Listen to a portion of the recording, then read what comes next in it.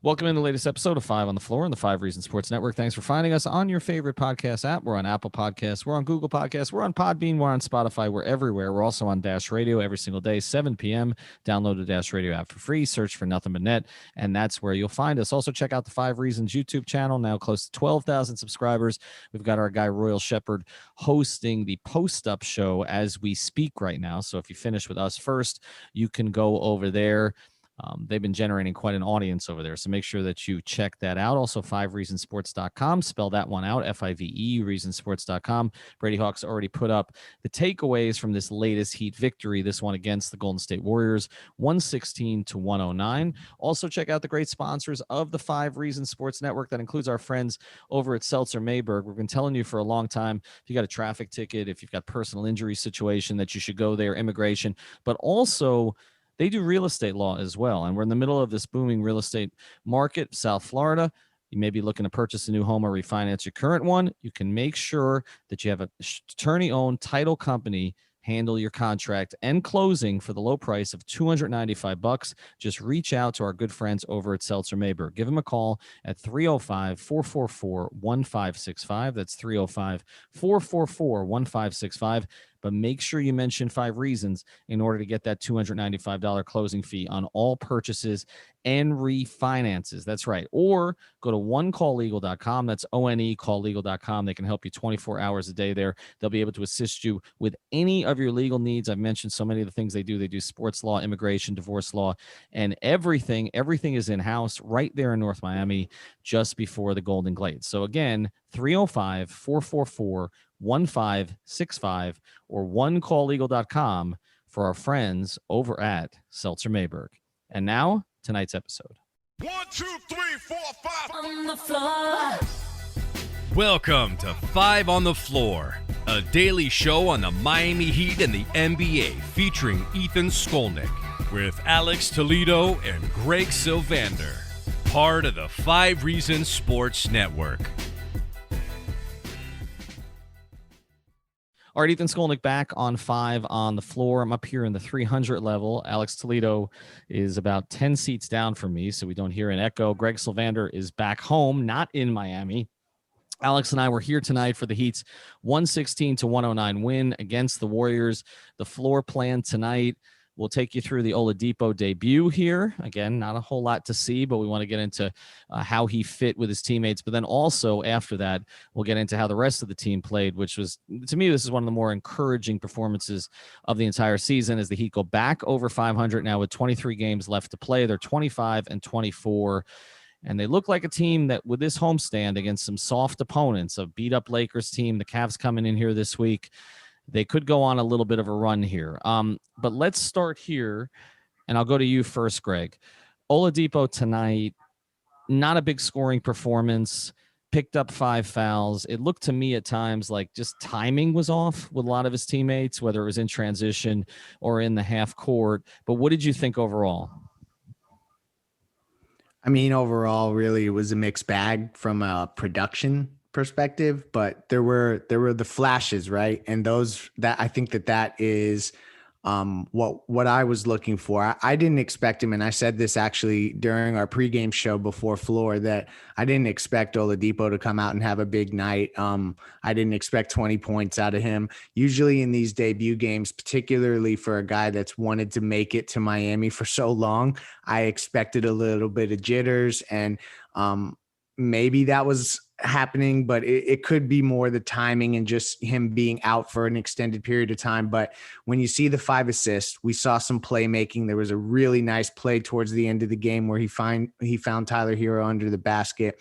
Some nice moves towards the basket. So when you just think about him adding that element, as well as some of the possessions where he played great defense against Steph, I'm thinking about the way he was you think about Tyler and unlocking him, and then adding Goran back to the mix. It's just an exciting time when you just start to see it come together. Yeah, and Alex, that's the thing. No Dragic tonight, no none. So the deck was cleared a little bit in the backcourt. In fact, there were some 3-guard lineups where Gabe Vincent was one of the guards, which kind of shows you how small Eric wants to play at times. And I'm with Greg in the sense of I thought there was some positive tonight. you could see Oladipo a couple times came off a curl, just missed a jumper, but there was space there for him. What did you see? Defense, I think he's going to be just fine. Offense, though, the fit in particular with Jimmy and Bam early, how did it I look? like that you mentioned that play where, there was a couple of times where he came off a curl, or it would apply to when he would kind of run a pick and roll, which we didn't get to see too much of with Bam other than that one lob play. But I just think it's really relevant towards how good he's going to be in Miami, because I think those pull-ups are going to be there for him a lot of times. I think teams are going to give up the pull-up to Victor Oladipo.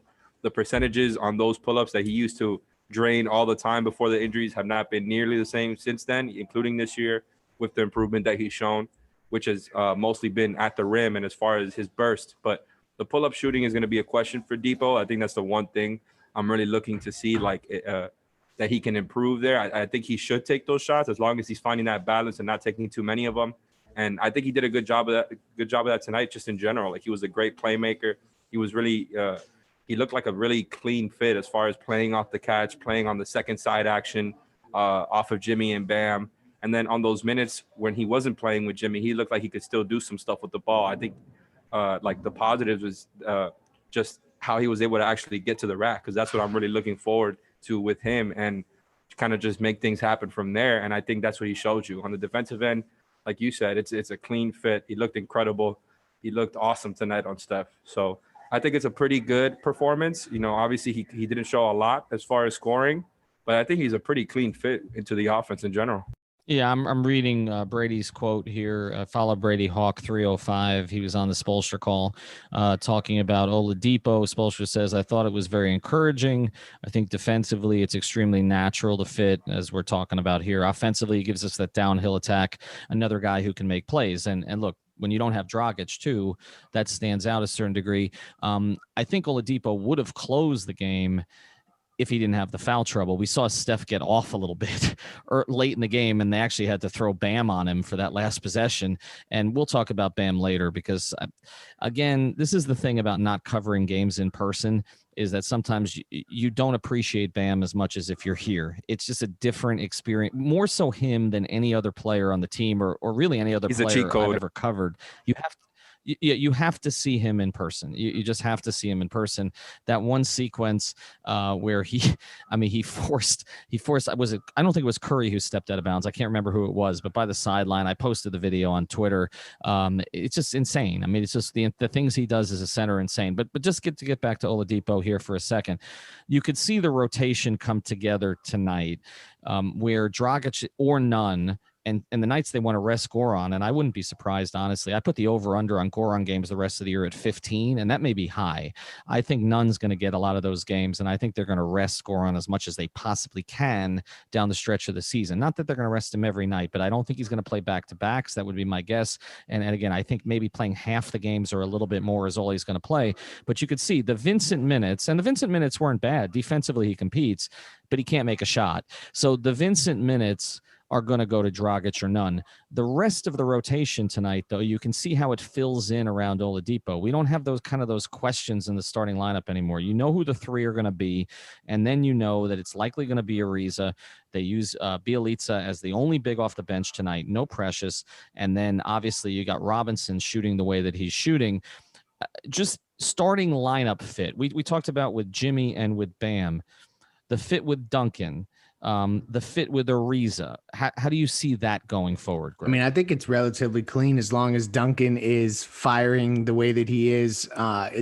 There's so much space to be created. Trevor Ariza was more efficient tonight than he had been previously, although, his box plus minus, which is not always is so telling, has been really good lately.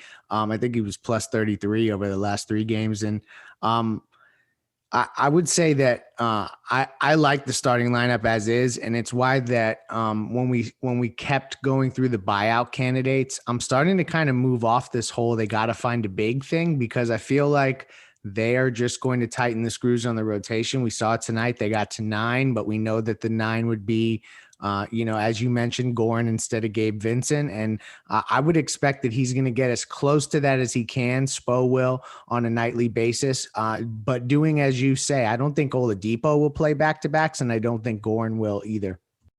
How do you think they space that out? Does Dragic play one night and Oladipo plays the next night? I mean, typically is that the way?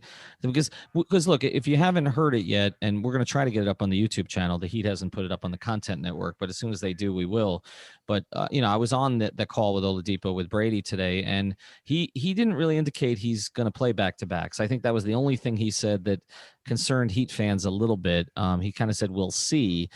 Do you basically stagger them? Do you stagger Dragic and Oladipo, or do you try to get them some minutes together? What is the better approach And here? they could do a whole lot of things, and that's kind of the theme, I think, from their trade deadline moves is they just have a lot of options now. Like you were even talking about Ariza before, and we talked about how Spo decided to close on Andre today. He was having one of his games, but you can kind of pick and choose between them. Like you could rest one, play the other, and then as far as the backcourt, like Kendrick Nunn is still there. He didn't play tonight, which was interesting. The Spo decided to go to Gabe Vincent over him, but like they just have a lot of options there. So I think they can rest Goran and play Vic, or vice versa. Like you said, I think they can give Kendrick those minutes in the regular season for sure, and Gabe Vincent like we've seen. And I think they have a whole lot of ways that they can rest the guys that they want to rest now. And as far as like what Leif was saying with the backup five, I think it's interesting because Bielitsa did look solid as a backup five. He doesn't have the same size as Kelly, but he is obviously wider, so he was able to do that. But I think that's something that they can get away with versus a team like the Warriors who don't have a whole lot of size that can beat you. Like Wiseman did not look good tonight.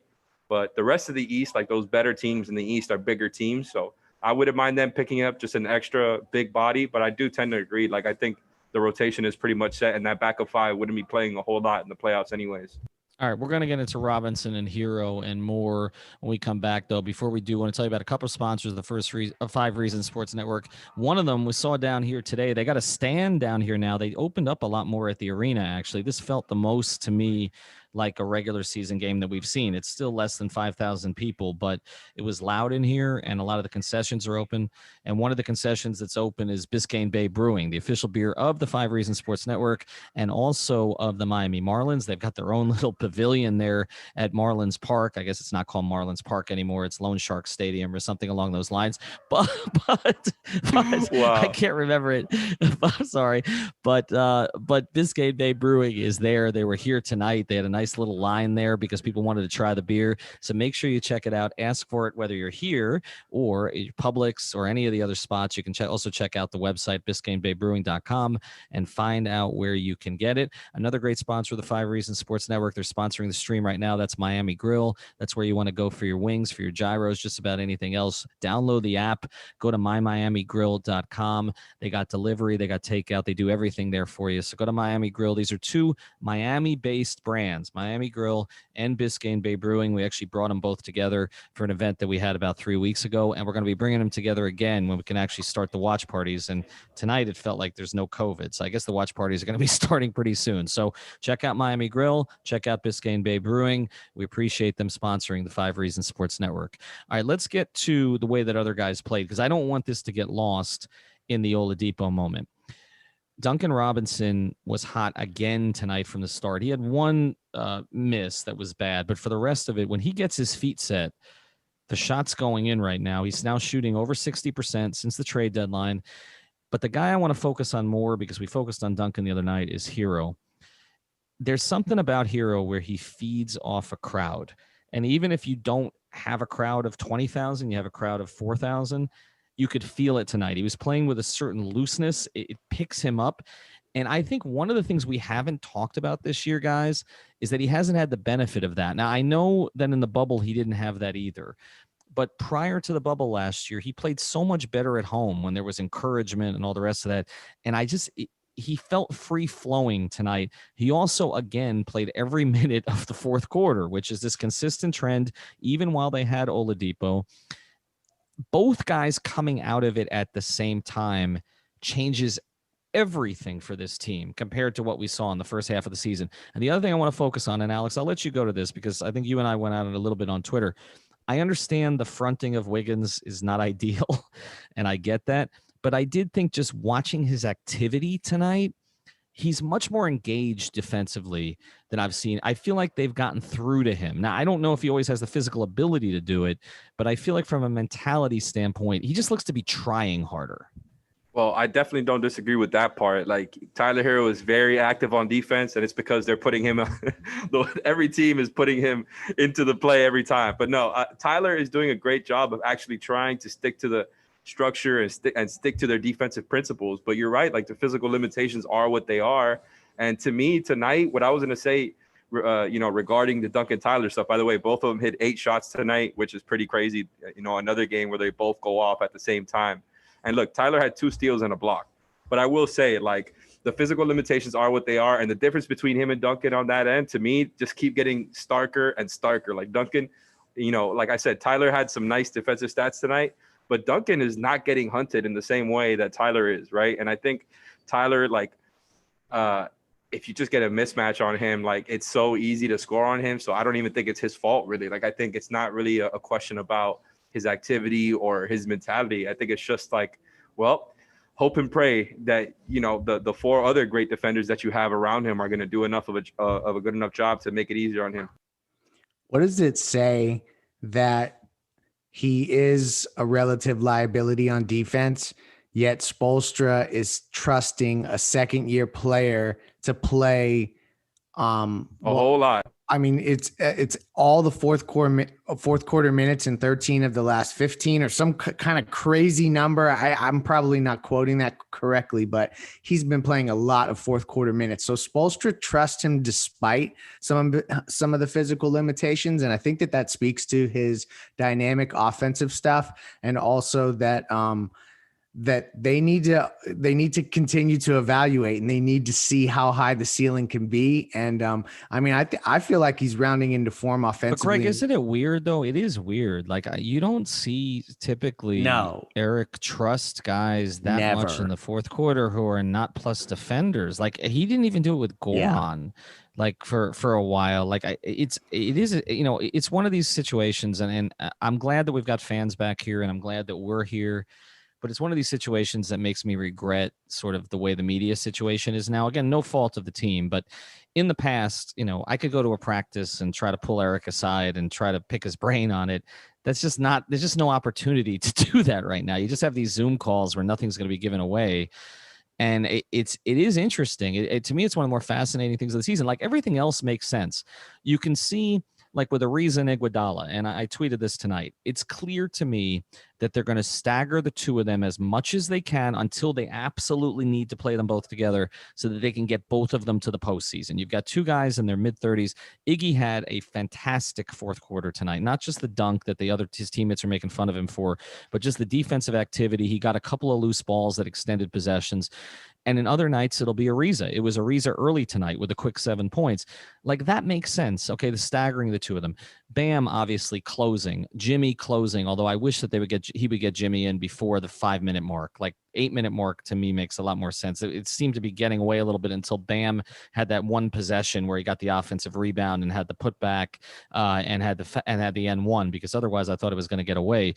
But everything else makes sense. But you're right, the Herro part of it really doesn't make sense. Like, I think if you've been watching Heat teams for years, Eric is always going to do the defensive substitutions in those situations, and he doesn't with him. And I just wonder if part of it is that he doesn't want to strip him of any of his confidence. But that seems like a long way to go. Like, I mean, playing him a few fourth quarter minutes, but playing him all 12 every single game. And I think that is when people talk about Herro and what his value is to the Heat, you're right. That speaks to it. Like, we can talk about throwing him into trades and all the rest of this. There aren't a lot of backup 2 guards in the league, like you said, who are 21 years old, who are playing every minute of the damn fourth quarter with Jimmy Butler and Bam Adebayo. Like, it's different. And I'm curious, when Dragic is ready and Oladipo is ready, you're going to play Iguodala or Ariza, right? So that means Herro's going to squeeze one of those guys out. It's not going to be Oladipo. So it means basically a choice of Herro or Dragic. I mean, Alex, do you see him not playing Dragic in big minutes of the playoffs because he's playing Tyler Herro instead? Yep, I could definitely see that. It seems like we're headed towards that. It feels like Spo has been grooming Tyler to take on this role for a year now.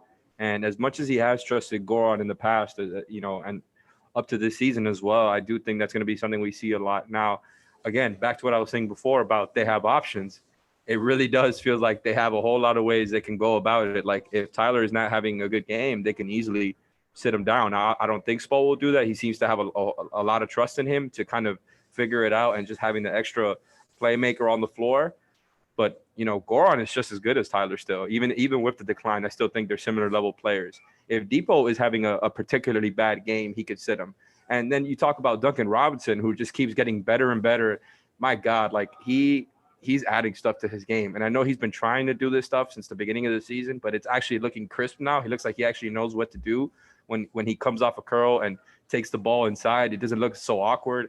He's playing defense. So I just think, like, once again, they have options, but the pressure's on Tyler to come through, because I do think if he's not playing well, he could easily be sat down for Goran and Duncan. You know how you know this is a good win? We're 20-something minutes into this. We haven't talked about Jimmy, who, again, did just enough, found ways to get to the rim, played elite defense, and gave him, 22, 6, and 8 with 4 steals tonight and just 1 turnover, which is the other amazing stat. 7 of 9 from the line as well. So he got to the line 9 times. Jim VP. And Jim VP, get the t-shirt. That one's on our site, 5reasonsports.com. All right, I'll let you guys close. Alex and I want to get the heck out of here. We had to wait for the music to stop tonight.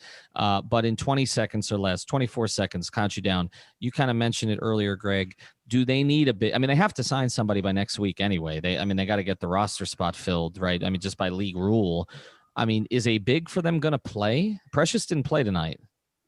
I don't think they'll necessarily play, but I think it was Alex in the text string that brought up a really good point, and I hope I'm not stealing his thunder. They need an Embiid body. They really do. If they end up in a matchup where they have a 7-game series and they have Joel Embiid, you're going to need another big body. And as much as I love you, D, and he's the homie, I just don't know that he's that big body. I think that they've also got to think about, like, you got to get a guy through health and safety protocols. And if they do like the 10-day contract thing, it could get weird from a timing perspective. So I'm expecting something really soon. I just don't know who it is. We've been trolling for that information and haven't found it yet. But the big takeaway from tonight, just to kind of put a bow on it, is there's hope for this team. And you start to see, like, the skeleton of a group that I feel has kind of the DNA of like, you're starting to see the DNA makeup of what we saw last year when they made their run. You're seeing Ariza kind of fill some of the Crowder role, not exactly from a shooting perspective, but some of the other things that he's doing. 24 seconds or less. I'm counting you down. I'm going to buzzer you here, Alex. Do they need a big? Just an Embiid body? Is that it? Yeah, an Embiid body, an extra body just in case Bielitsa can't hold up against some other guys as a backup 5. I think could help him, Dwayne Dedmon. But other than that, I feel great about this team right now. This team is defensively locked and loaded. They look like a real playoff team now, a real contender. And I just really like their shot versus pretty much any team in the East. And, I think they have the roster now to really give Brooklyn a hell of a shot in the playoffs. All right, that'll close it for tonight. Our sponsors, Seltzer Mayberg Law Firm. Again, mentioned 5 reasons for that $295 refinance. Also, or closing, or anything else that you're doing there. And also, of course, Miami Grill and Biscayne Bay Brewing. Got a little background noise here, but this is what happens when we're at the arena. We're going to start coming out to more games. Appreciate the Heat inviting us. Appreciate Greg and Alex staying up late to do this. And we'll talk to you tomorrow. Floor's yours. Thank you for listening to the 5 on the Floor on the 5 Regional Sports Network.